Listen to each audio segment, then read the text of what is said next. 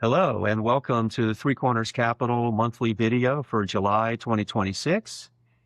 In today's video, we have three agenda items, as you can see above me. We'd like to talk about the second quarter in review in terms of economic and market news. We'll cover the state of artificial intelligence, which has been a big driver of the economy and markets in recent years. And then finally, we'll celebrate America at 250 years with a few slides. So let's get started. On the hiring and employment front, the numbers for June were a bit disappointing, adding 57,000 jobs below estimates. However, the participation rate also ticked down for whatever reason, and so the unemployment rate technically ticked down as well to about 4.2%. In other news, the conflict in the Middle East has raised inflation. As you can see here on the slide, May numbers came in at 4.2%.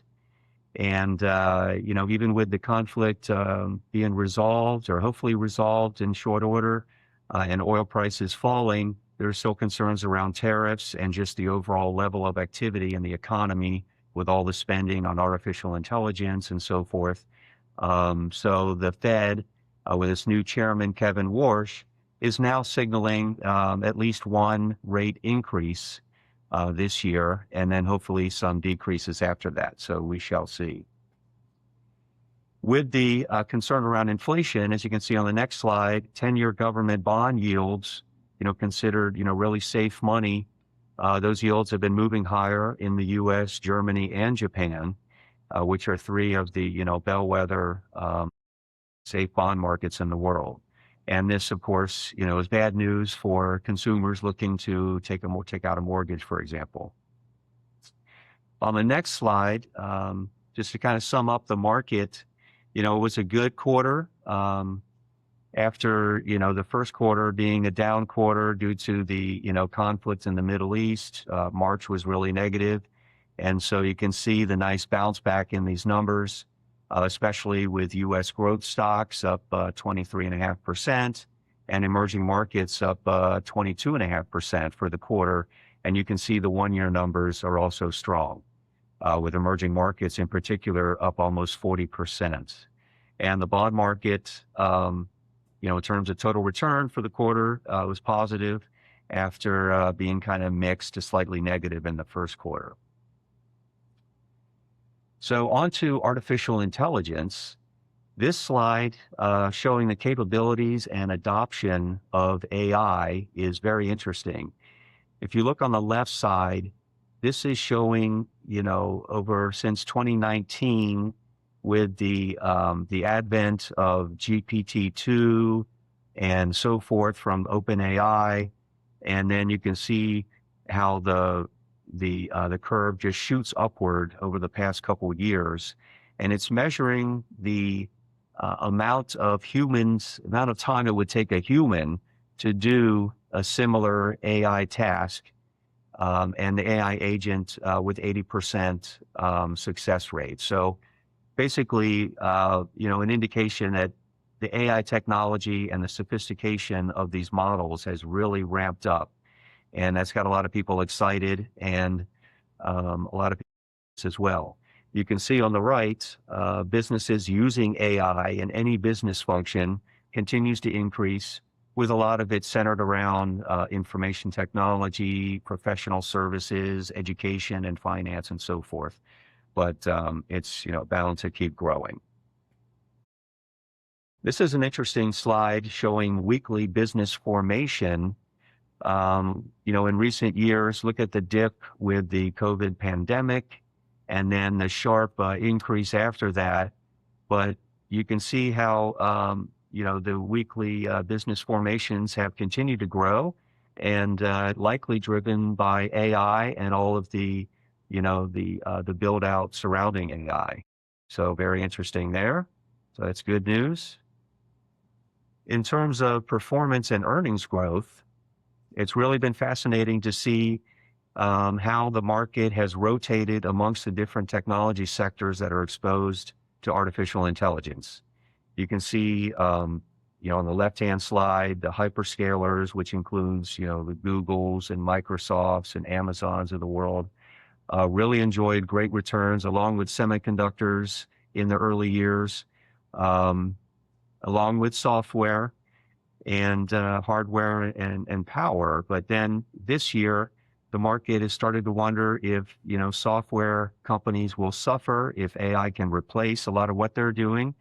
And also, the market's been, increasingly concerned about hyperscalers. You can see the market, punishing hyperscalers with concerns around, all of their spending to build out AI and how profitable is this going to be and when. And then the little chart on the left-hand side is showing how these different industries, all related to AI, now make up about 51.5% of the S&P 500's value. So really dominating the markets, and it's really been remarkable to see. You can see on the right-hand side the related earnings growth. In recent months, the semiconductors have been exploding with their earnings as demand for different semiconductors, continues to increase exponentially. And so a lot of earnings growth, but the market rewarding different pockets at different times because a lot of this is uncertain. So in terms of, global equity themes, it's also interesting to look at this slide. Since the low point in October of 2022, you can see the Asian semiconductors, the green line, really shooting up in the past year or so. And you can see the orange and the purple European aerospace and defense, as well as international developed market banks, have really been rewarded with all of the build out around, Europe's national defense and infrastructure, as well as, across the globe. And so banks are seen as benefiting from that as well. And you can see how U.S. growth has done well in the gray line, but not nearly as well as those other themes. So interesting slide there. So let's move on to the celebration of America at 250 years just a few days ago. And this slide is really fascinating, showing how we've been a powerful force in the global economy with only 4% of the global population. We produce, 27% of the world's goods and services measured by gross domestic product. In terms of top 100 firms by market capitalization, our firms are 83% of the global number. And then look at sports franchises, top 50 sports franchises, 88%. And then highest grossing movies of all time, 98%. So really fascinating to see these numbers. And then when you think about, artificial intelligence and, how America has been, really revolutionary with new technologies and early adopters. This slide is fascinating, looking at railroads on the left side and, telephones in the middle, and then personal computers. You can see how Americans have traditionally led with technologies, and AI is no different. The US dollar's dominance is another thing we want to celebrate. Has really shaped the modern world. And it's fascinating to see, on the left-hand part of this slide, the United Kingdom sterling was pretty much the dominant foreign currency in terms of the share of global foreign exchange reserves. But then in 1930, there was a big change, after the global depression, where the dollar became a bigger part of global exchange reserves.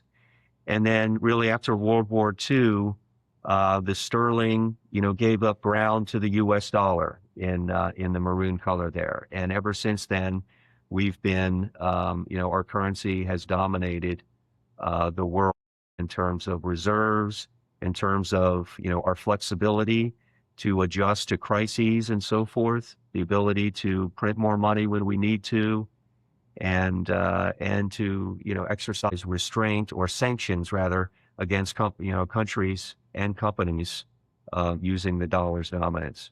So the value of the dollar has been a great benefit for our country, especially since 1930. But this final slide is a reminder about the purchasing power of the dollar and the necessity to invest. This is a 30-year slide showing the change in purchasing power by investments in the major asset classes, everything from cash in purple to corporate bonds in blue, small cap stocks in orange, and then large cap stocks in green. You can see how cash has lost its purchasing power, slightly compared to, inflation.